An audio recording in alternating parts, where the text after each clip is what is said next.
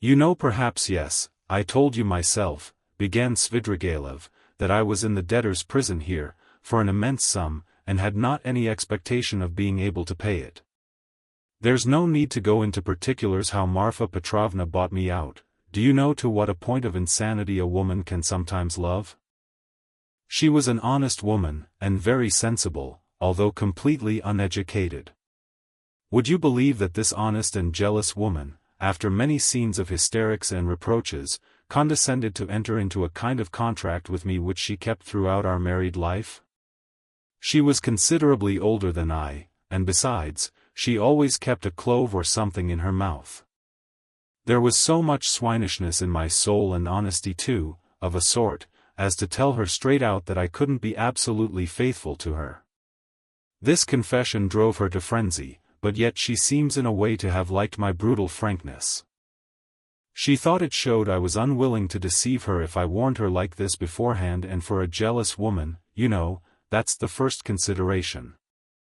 After many tears an unwritten contract was drawn up between us, first, that I would never leave Marfa Petrovna and would always be her husband, secondly, that I would never absent myself without her permission, thirdly, that I would never set up a permanent mistress, fourthly, in return for this, Marfa Petrovna gave me a free hand with the maidservants, but only with her secret knowledge, fifthly, God forbid my falling in love with a woman of our class, sixthly, in case I, which God forbid, should be visited by a great serious passion, I was bound to reveal it to Marfa Petrovna.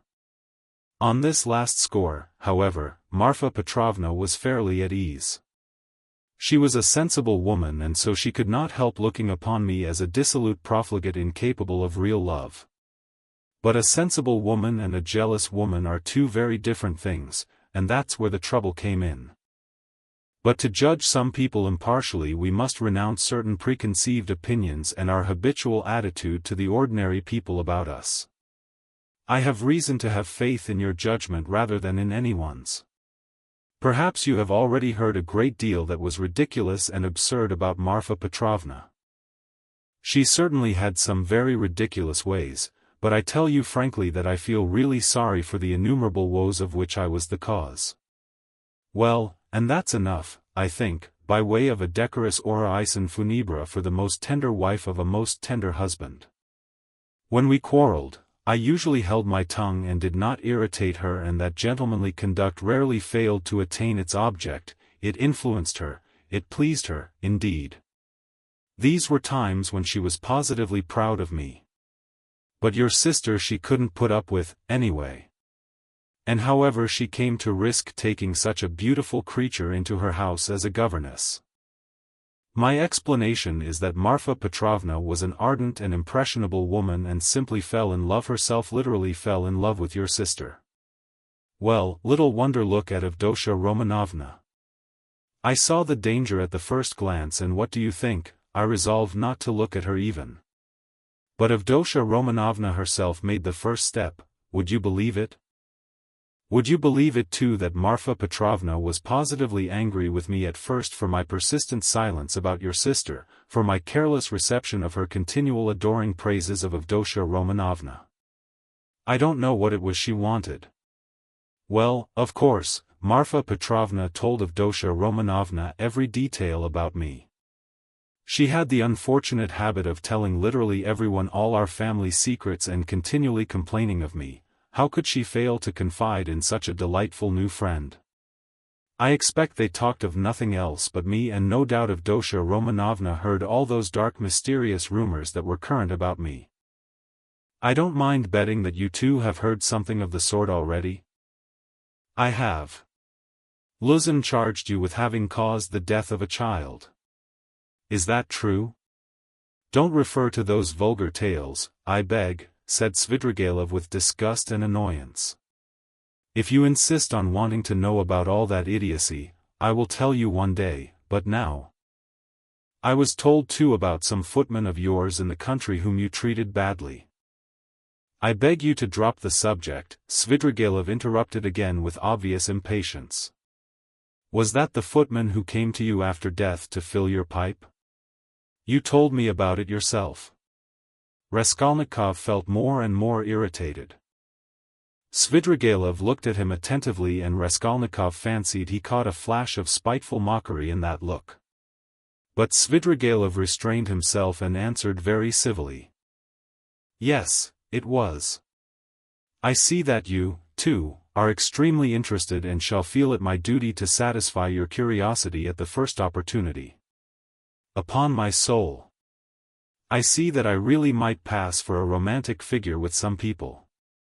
Judge how grateful I must be to Marfa Petrovna for having repeated to Avdotya Romanovna such mysterious and interesting gossip about me. I dare not guess what impression it made on her, but in any case it worked in my interests. With all Avdotya Romanovna's natural aversion and in spite of my invariably gloomy and repellent aspect, she did at least feel pity for me, pity for a lost soul.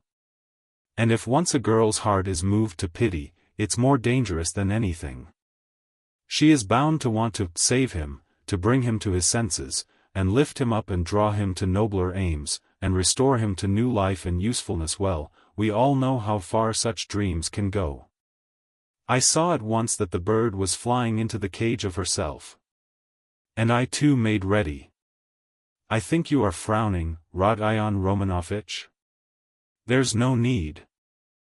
As you know, it all ended in smoke.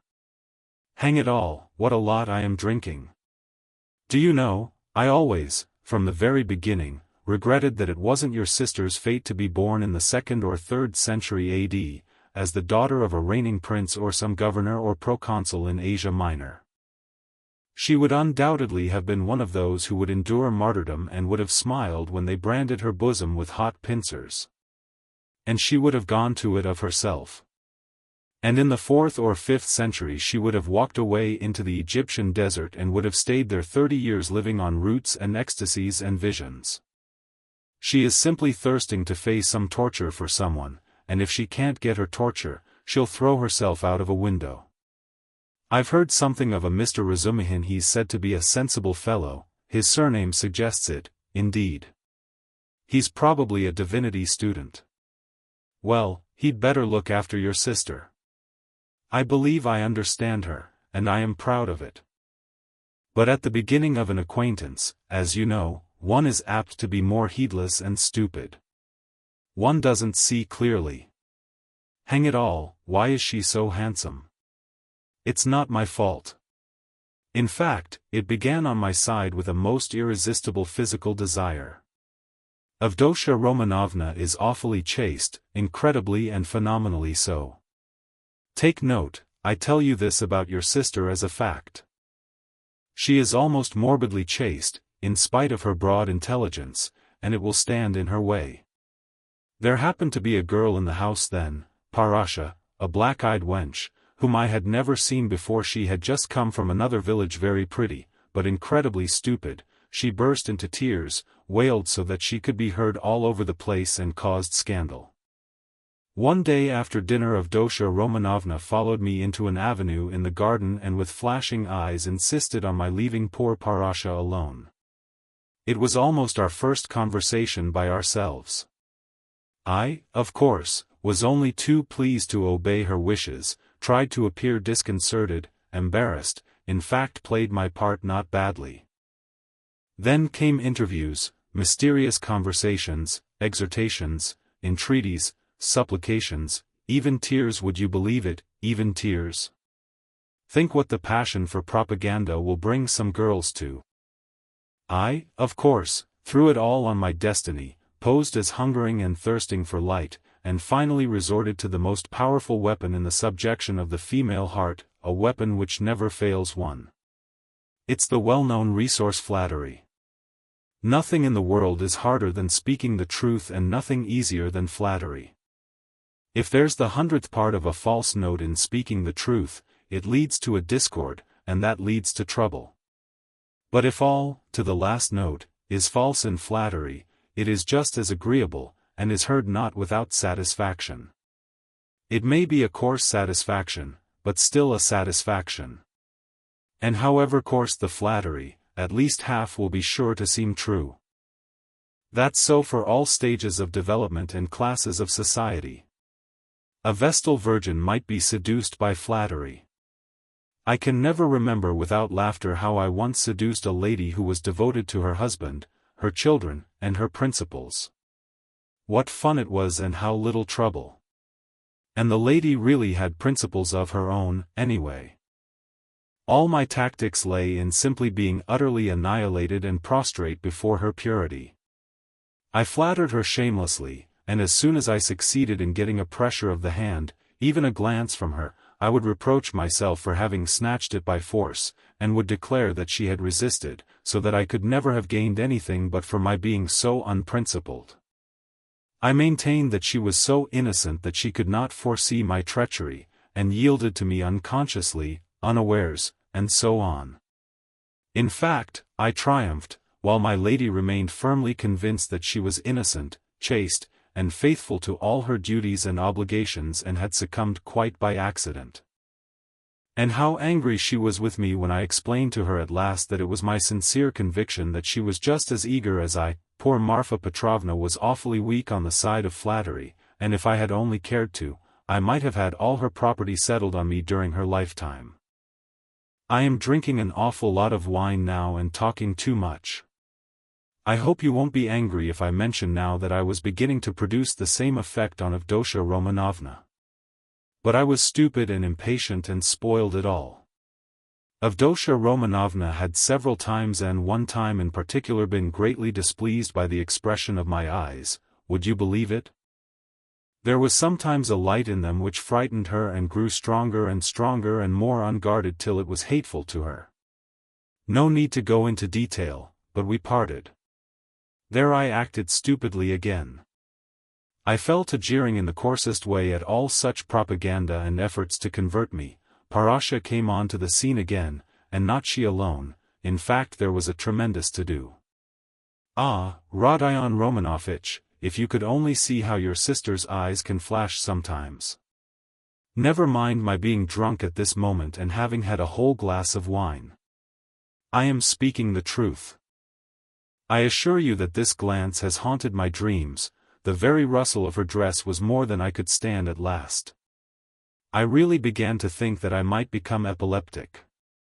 I could never have believed that I could be moved to such a frenzy. It was essential, indeed, to be reconciled, but by then it was impossible. And imagine what I did then. To what a pitch of stupidity a man can be brought by frenzy. Never undertake anything in a frenzy, Rodion Romanovitch. I reflected that Avdotya Romanovna was after all a beggar, excuse me, that's not the word.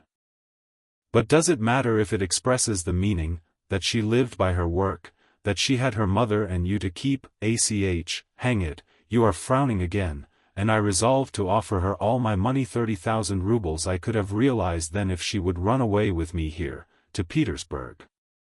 Of course I should have vowed eternal love, rapture, and so on. Do you know, I was so wild about her at that time that if she had told me to poison Marfa Petrovna or to cut her throat and to marry herself, it would have been done at once. But it ended in the catastrophe of which you know already.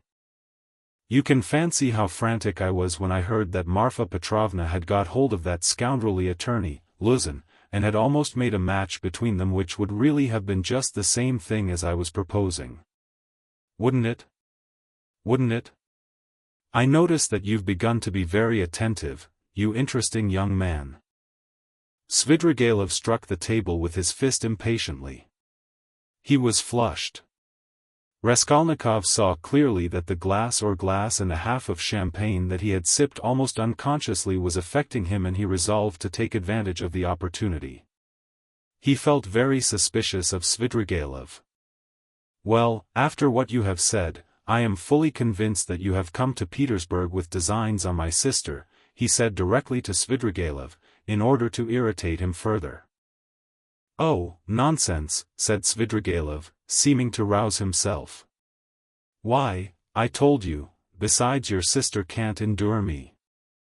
Yes, I am certain that she can't, but that's not the point. Are you so sure that she can't? Svidrigailov screwed up his eyes and smiled mockingly. You are right, she doesn't love me, but you can never be sure of what has passed between husband and wife or lover and mistress. There's always a little corner which remains a secret to the world and is only known to those two. Will you answer for it that Avdotya Romanovna regarded me with aversion? From some words you've dropped, I notice that you still have designs and of course evil ones on Dunya and mean to carry them out promptly. What, have I dropped words like that? Svidrigailov asked in naive dismay, taking not the slightest notice of the epithet bestowed on his designs. Why, you are dropping them even now. Why are you so frightened? What are you so afraid of now? Me afraid? Afraid of you? You have rather to be afraid of me, cher ami. But what nonsense. I've drunk too much though, I see that. I was almost saying too much again. Damn the wine. Hi. There, water. He snatched up the champagne bottle and flung it without ceremony out of the window. Philip brought the water. That's all nonsense, said Svidrigailov, wetting a towel and putting it to his head. But I can answer you in one word and annihilate all your suspicions. Do you know that I am going to get married? You told me so before. Did I? I've forgotten. But I couldn't have told you so for certain, for I had not even seen my betrothed, I only meant to. But now I really have a betrothed and it's a settled thing, and if it weren't that I have business that can't be put off, I would have taken you to see them at once, for I should like to ask your advice. Hang it, only 10 minutes left. See, look at the watch. But I must tell you, for it's an interesting story, my marriage, in its own way. Where are you off to? Going again? No, I'm not going away now. Not at all. We shall see. I'll take you there, I'll show you my betrothed, only not now. For you'll soon have to be off. You have to go to the right and I to the left. Do you know that Madame Reslich, the woman I am lodging with now, I know what you're thinking, that she's the woman whose girl they say drowned herself in the winter. Come, are you listening? She arranged it all for me. You're bored, she said, you want something to fill up your time. For, you know, I am a gloomy, depressed person. Do you think I'm light-hearted? No, I'm gloomy. I do no harm, but sit in a corner without speaking a word for 3 days at a time. And that Reslich is a sly hussy, I tell you. I know what she has got in her mind, she thinks I shall get sick of it, abandon my wife and depart, and she'll get hold of her and make a profit out of her in our class, of course, or higher. She told me the father was a broken-down retired official, who has been sitting in a chair for the last 3 years with his legs paralyzed. The mamma, she said, was a sensible woman. There is a son serving in the provinces, but he doesn't help, there is a daughter, who is married, but she doesn't visit them. And they've 2 little nephews on their hands, as though their own children were not enough, and they've taken from school their youngest daughter, a girl who'll be 16 in another month, so that then she can be married. She was for me. We went there. How funny it was. I present myself a landowner, a widower, of a well-known name, with connections, with a fortune. What if I am 50 and she is not 16? Who thinks of that? But it's fascinating, isn't it? It is fascinating, haha. You should have seen how I talked to the papa and mama. It was worth paying to have seen me at that moment. She comes in, curtsies, you can fancy, still in a short frock and unopened bud. Flushing like a sunset, she had been told, no doubt. I don't know how you feel about female faces, but to my mind these 16 years, these childish eyes, shyness and tears of bashfulness are better than beauty, and she is a perfect little picture, too. Fair hair in little curls, like a lamb's, full little rosy lips, tiny feet, a charmer. Well, we made friends. I told them I was in a hurry owing to domestic circumstances, and the next day, that is the day before yesterday, we were betrothed. When I go now I take her on my knee at once and keep her there. Well, she flushes like a sunset and I kiss her every minute. Her mama of course impresses on her that this is her husband and that this must be so. It's simply delicious. The present betrothed condition is perhaps better than marriage. Here you have what is called la nature et la vérité, haha. I've talked to her twice, she is far from a fool. Sometimes she steals a look at me that positively scorches me. Her face is like Raphael's Madonna.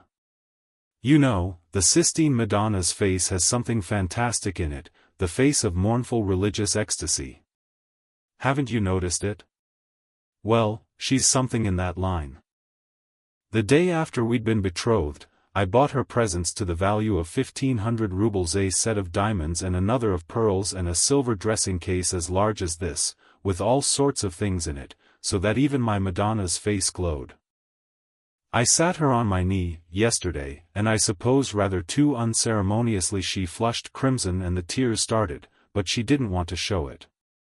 We were left alone. She suddenly flung herself on my neck, for the first time of her own accord, put her little arms round me, kissed me, and vowed that she would be an obedient, faithful, and good wife, would make me happy, would devote all her life, every minute of her life, would sacrifice everything, and that all she asks in return is my respect, and that she wants nothing more from me, no presents. You'll admit that to hear such a confession, alone, from an angel of 16 in a muslin frock, with little curls, with a flush of maiden shyness in her cheeks and tears of enthusiasm in her eyes is rather fascinating. Isn't it fascinating? It's worth paying for, isn't it? Well, listen, we'll go to see my betrothed, only not just now. The fact is this monstrous difference in age and development excites your sensuality. Will you really make such a marriage? Why, of course. Everyone thinks of himself, and he lives most gaily who knows best how to deceive himself. Haha. But why are you so keen about virtue? Have mercy on me, my good friend. I am a sinful man. Ha ha ha. But you have provided for the children of Katerina Ivanovna. Though you had your own reasons. I understand it all now. I am always fond of children, very fond of them, laughed Svidrigaïlov. I can tell you one curious instance of it. The first day I came here I visited various haunts. After 7 years I simply rushed at them. You probably notice that I am not in a hurry to renew acquaintance with my old friends. I shall do without them as long as I can. Do you know, when I was with Marfa Petrovna in the country, I was haunted by the thought of these places where anyone who knows his way about can find a great deal. Yes, upon my soul. The peasants have vodka, the educated young people, shut out from activity, waste themselves in impossible dreams and visions and are crippled by theories. Jews have sprung up and are amassing money, and all the rest give themselves up to debauchery. From the first hour the town reeked of its familiar odors. I chanced to be in a frightful den. I like my dens dirty. It was a dance, so called, and there was a can-can such as I never saw in my day. Yes, there you have progress. All of a sudden I saw a little girl of 13, nicely dressed, dancing with a specialist in that line, with another one vis-a-vis. Her mother was sitting on a chair by the wall. You can't fancy what a can-can that was. The girl was ashamed, blushed, at last felt insulted, and began to cry. Her partner seized her and began whirling her round and performing before her. Everyone laughed and I like your public, even the can-can public. They laughed and shouted, serves her right, serves her right. Shouldn't bring children. Well, it's not my business whether that consoling reflection was logical or not. I at once fixed on my plan, sat down by the mother, and began by saying that I too was a stranger and that people here were ill-bred and that they couldn't distinguish decent folks and treat them with respect, gave her to understand that I had plenty of money, offered to take them home in my carriage. I took them home and got to know them. They were lodging in a miserable little hole and had only just arrived from the country. She told me that she and her daughter could only regard my acquaintance as an honor. I found out that they had nothing of their own and had come to town upon some legal business. I proffered my services and money. I learnt that they had gone to the dancing saloon by mistake, believing that it was a genuine dancing class. I offered to assist in the young girl's education in French and dancing. My offer was accepted with enthusiasm as an honor, and we are still friendly. If you like, we'll go and see them, only not just now. Stop. Enough of your vile, nasty anecdotes, depraved, vile, sensual man. Schiller, you are a regular Schiller. Oh la vertu vatlse nature. But you know I shall tell you these things on purpose, for the pleasure of hearing your outcries. I dare say. I can see I am ridiculous myself, muttered Raskolnikov angrily. Svidrigaïlov laughed heartily. Finally he called Philip, paid his bill, and began getting up. I say, but I am drunk, says cause, he said. It's been a pleasure. I should rather think it must be a pleasure, cried Raskolnikov, getting up. No doubt it is a pleasure for a worn-out profligate to describe such adventures with a monstrous project of the same sort in his mind, especially under such circumstances and to such a man as me. It's stimulating. Well, if you come to that, Svidrigaïlov answered, scrutinizing Raskolnikov with some surprise, if you come to that, you are a thorough cynic yourself. You've plenty to make you so, anyway. You can understand a great deal, and you can do a great deal too. But enough. I sincerely regret not having had more talk with you, but I shan't lose sight of you. Only wait a bit. Svidrigaïlov walked out of the restaurant. Raskolnikov walked out after him. Svidrigaïlov was not, however, very drunk. The wine had affected him for a moment, but it was passing off every minute. He was preoccupied with something of importance and was frowning. He was apparently excited and uneasy in anticipation of something. His manner to Raskolnikov had changed during the last few minutes, and he was ruder and more sneering every moment. Raskolnikov noticed all this, and he too was uneasy.